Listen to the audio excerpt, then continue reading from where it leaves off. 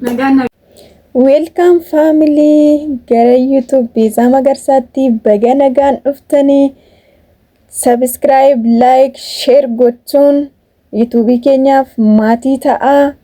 garra caaluu nagaa waaqayyo dachaa isiniif haa ta'u. Duuka buutota YouTube koo taatanii kan jirtanii akkam jirtu nagaa keessanii an nagaa kooti sanagaa keenya ta'e waaqayyo eebbifamoo. Akkasuma gaaffiif deebii garaagaraa isinii dhiyeessan ture. Ittiin bohaaraa itti eebbifamaa akka jirtanii raayis barachaa akka jirtan abdiifamantiin qaba. Kuma waadaa isinii galee nama biraa isiniin dhiyeessa jedheen ture.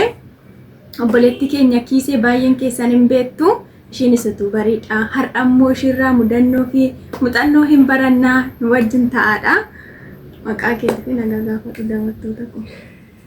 Nagaan isiniif haa ta'u akkam jirtu hordoftoota YouTube siifan nagaa keessanii nagaadhaan galanne waaqayyoof haa ta'u. Maqaan koo Kiisii Jumaat jedhama. Akkasumas karaa YouTubetiin Kiisii Tuubii jedhameen beekama. Karaa miidiyaa tokko tokkootiin wal beekna. Har'a immoo kanaan obboleettii keenya wajjin turtii qabannee dhufneerra. Hanga xumuraatti nu wajjin tura. Namoonni immoo haaraa taatan YouTube kana subscribe gochuutiin obboleettii kana jajjabeessaa isiniin jedha. Galatoomaa. Akkasuma obboleettii keenya kiisee nama jabduudha. TikTokeriidha, YouTuberis qabdi. Subscribe illee godhaa ishii bukkees dhaabbadha. Barumsa garaagaraa achirraan hin dabarsitii hirraa barattuu. Waa'ee ijoollee biyya hambaa dhufaniiti search godhaatee dhaqa subscribe isheedha godhaa. Anaafis immoo subscribe godhaa nan dagatinaadha. Kiisee muuxannoo fi mudannoo si gaafadhu keessa biyya hambaa yeroo dhufna jechuudha. Hundumti keenya kaayyoo qabna karoora qabna miti. Kaka'umsi jalqabaaf biyya hambaa kana dhuftu nama laalteet immoo keessuma kee mul'ata guddaa jiru laaltee kaatee dhufte. Jalqabaaf biyya Arabaa kotteen kee yeroo ragatu. Tole calqaba biyya Arabaa kana gaafan dhufu barattuun ture. Sun baradhu ijoolleen baay'een karaa biyya Arabaa kana deemaa turanii. Biyya Arabaa gaafa jedhamu biyya alaa deemuun waan guddaadha. Hundumti keenya beekna. Akka waan guddaatitti waan ilaalluuf biyya alaa deemuu kana deemuu qaba jedheenanis osumaan baradhu barumsa koo addaan kuteen paaspoortii baafadheetis deemeen galmaa'ee kan namoota baay'ee ture kan koommoo yaada lamaan wannan galmaa'eef baay'ee hawwisaas baay'ee wannan hin qabneef baay'ee son turinaaf deebi'ee akka nama kamiyyuu hojjechuudhaaf karaa biyya Arabaa dhufe jechuudha. Kanatti dhuftee fi ijoolleen deemanii waan ofii isaaniitiif jijjiiramaniif maatii isaanii jijjiiraniif immoo jalqaba yoona wanti ta'inna ijoolleen biyya Arabaa keleen deemtedhaan anis itoon deemee akkas ta'ee mul'anni keessa kee jiraayyuu mul'ata isaa dhiifama obboloota koo mul'ata isaa qabaatteeti dheebuu isaa qabaatteeti immoo ijoolleen waan deemaniif deemteeti. Dhugaa dubbachuudhaaf ani waa'een jijjiiramaa waa'een mul'ata biyya Arabaa hojjetanii maal godhachuu akka qabanii keessa koo dhufeetu osoo hin taane biyya Arabaa deemuun biyya huccii sana deemuun waan guddaadha jedhee wannan yaadeefidha. Taansis maaliif akka hin deemuu fi yoonan deemes immoo maalan godhadha kan jedhu sana mul'ata isaan qabu ture. Garuu biyya Arabaa deemuun akka waan gaariitti sammuu kootti waan dhaga'ameef kaka'umsuma obbolaanni deeman irraa ka'eetiin deemee jechuudha. Atuffatuma ijoolleen achi fidanii dhufan inni uffata.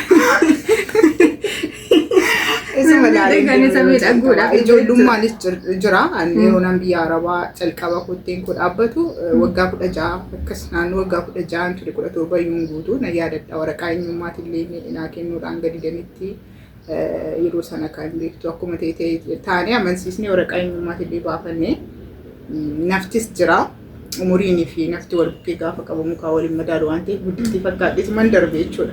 Garuu umuriidhaan xiqqoodha. Yaa'ee mul'ata hojjetanii jijjiiramuu akkasan godha wanti jedhu tokkoyyuu hin jiru ture sammuu keessaa. Wucciidhuman deemadeen bahe. Yeroo ammoo achi tasaaffartee waan hundumtuu sirratee toora galee aeroppilaan irraa buute maal sitti fakkaate? Hamman deemee biyya ormaa sana seenee hojii calqabutti baay'eedhuma si'aayina guddaatu keessa boolee amman seenee biyya ormaan gan seenutti gammachuudhuma guddaadha nan seenu. Biyya alaan deema jedhee baay'ee waan jira wanti guddaan wayii keessa kootti waan nagaameef hangan biyya arabaa sana kotteen kuseenii mana hojjedhu sanatti qacaramutti baay'ee gammachuu guddaadhaan naqe.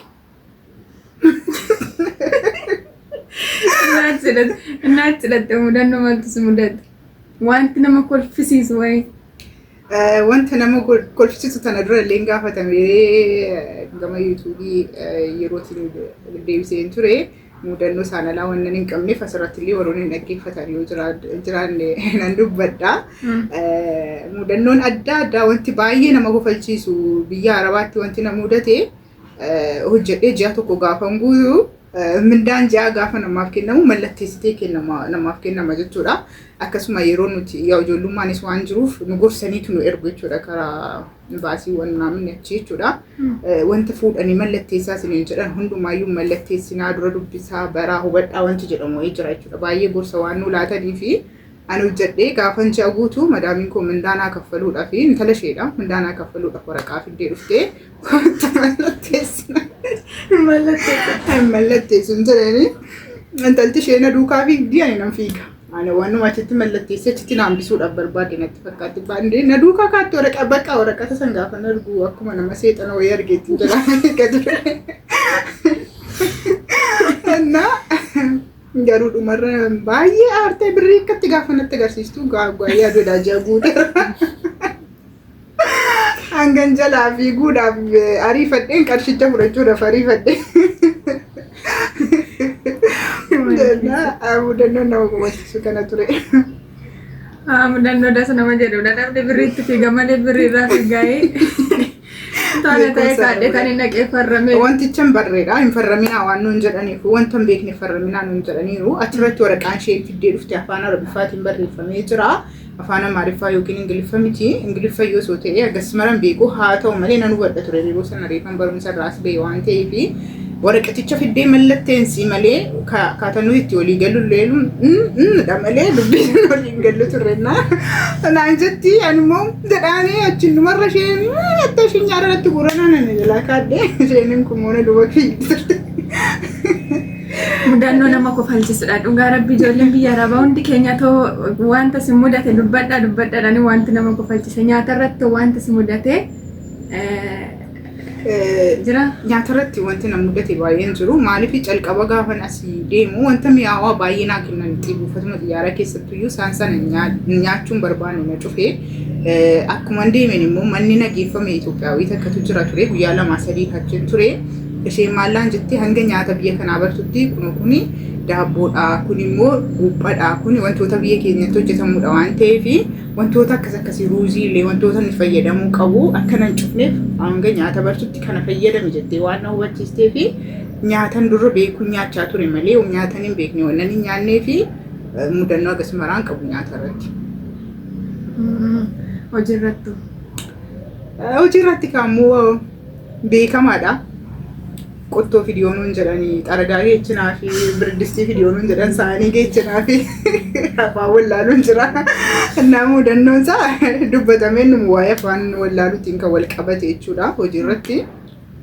Haa ta'u baay'ee chaalenjii qaba keessumaayyuu waggaan isa calqabaa ijoollee biyya arabaa dhufan hundumaaf tokkoffaa yeroon isaallee waggaa 5 sitti fakkaata waggaan isa duraayii lammaffaa afaan wallaaluun jira aadanati isaan aadaan isaaniif kan kee tokko miti hojiin kan keenyaaf kan keessan isaanii tokko miti waan hundumtuyyuu gargariidha hanga wal simatutti hanga wal bartutti baay'ee ulfaata keessaayyuu maatii jaalalaan siin qabanne maatii jaalalaan siin barsiisne keessa taanaan baay'ee dhuma ulfaata baay'ee chaalenjiis qaba.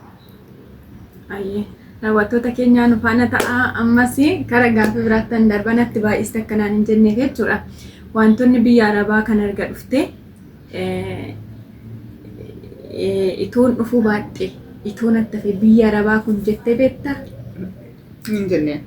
Sababiin isaa anaaf biyya arabaa mana barumsaati. Dhugaa dubbachuudhaa fi wantan biyya arabaa dhufee baradhe kana biyya keessa osoo hin jiraadhe nan baradha jedhee wantoota ni yaadne baay'eetu jira biyya kana biyya arabaa kana dhufee jechuudha.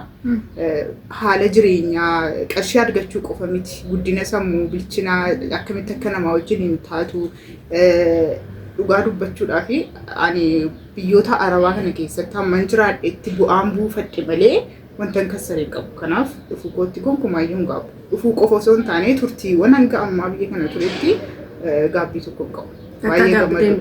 baay'ee gammaddoodha. Chaalenjiin jira. Injiru miti chaalenjiiwwan baay'ee dabarseera. Baay'ee wanta nama gammachiisu, wanta nama gaddisiisu, wanta abdii nama kutachiisu, wanta bakka lubbuu keerraallee hanga abdii kutachuu si geessisu baay'ee wanta dubbattee hin finne baay'ee dabarsee jira. Isa keessatti garuu dhufu kootti gammaddoodha. Yeroo koronaa sana yaadatta? Sana yaadadha. Mana cufaa keessa wajjin teenye sana dagadha. Yeroo koronaa dhugaa qormaata nu dandabasne hin jiru. Obboloota jiraniifis obboloota bira jiran biyya jiraniifis dhaamsatti dabarsitusti. Obboloota barumsa irraa dhufan. Obboloota immoo biyya harabaa dhufuuf yaada qabanii gorsati kennitu haa dhufan jettamoo too dhufuu baatanii biyya isaaniitti jijjiiramanii waanuma tokko irraan ka'anii hojjetanettamoo yookiinis immoo haa dhufan garuu yoo dhufanii akkanaa godhan wanta jettee dhaamsa dabarsitu. Okay, wanti kun bal'aa waan ta'eef gabaabseetuma wanti obboloota keenyaaf illee bu'aa qaba jedhee yaadu jechuudha. Obboloonni ijoolleen xixiqqoon xoxopheen amma filannoon isaanii calqaba barumsi ta'uu danda'an biyyuma arabaa deemudha. Barumsa isaanii irratti xiyyeeffannoo godhanii barachuu caalaa biyya arabaa deemee osoo hojjedhee jedhanii namoonni yaadan jiru baay'inaan hunda miti jechuudha.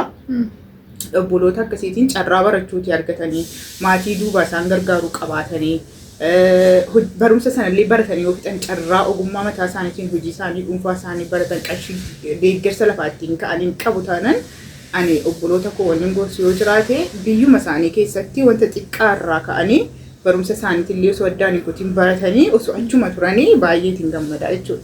Garuu immoo carraan isaan hojjetanii achitti jijjiiramuu baay'ee kan ulfaate baratanii barumsa isaaniitiin illee bakka guddaa gahuutii kan dadhaban jira miti baay'ee haala ulfaataa keessa warri jiran yeroo baay'ee amma ijoolleen biyya arabaan deemaa qarshii naa liqeessi osoo jedhanii nama wayii gaafatanii namni wayii qarshii qaburraa fuudhee kenna maaliifii nama akka hojjettee qarshii sana deebistu biyya keessan taa'a garuu birriidhuma xiqqoo ishee naa liqeessi hojiin calqabaa osoo jedhanii namni namaaf kennu jiru biyyuma keessatti jechuudha.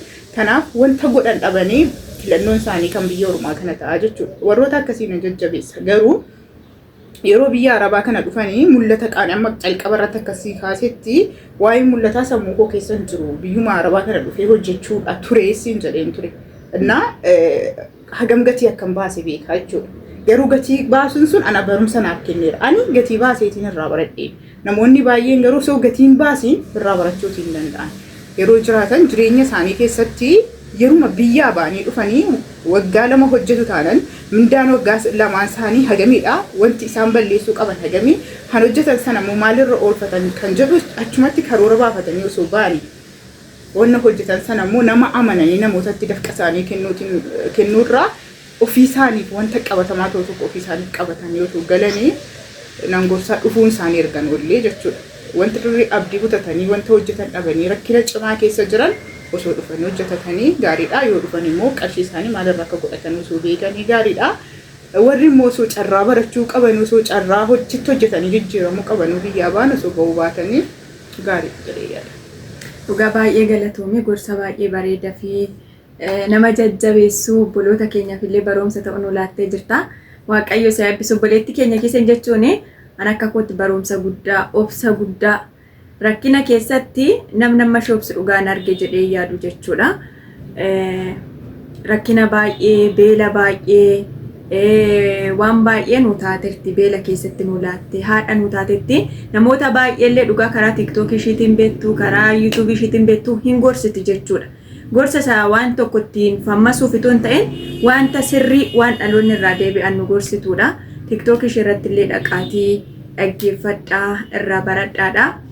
Boleetti kookisee waan nafana taateef eebbifame yeroo biraa yeroo bal'aa fudhannee wajjiniin hin taana waaqayyo isaa eebbisuu baay'ee tokko galatoomee ulfaadhu. Kan sinfaana ture ana boleetti keessan beezadha sabiskiraayib godha sheer godha obboloota hangaa itti eebbifamanii sinis eebbifamaa waan nufaana taataniif. Galatoomaa hundi keessanuu subscribe godhaanii jajjabeessaa ijoolleewwan karaa yuutuubiin dhufne ammayyuu karaa yuutuubii koottaa anillee karaa yuutuubii kootti nan deebi'aa hojii bal'aa wajjin hojjannaa jabaadha wal jabeessaa shamarran kaayyoo.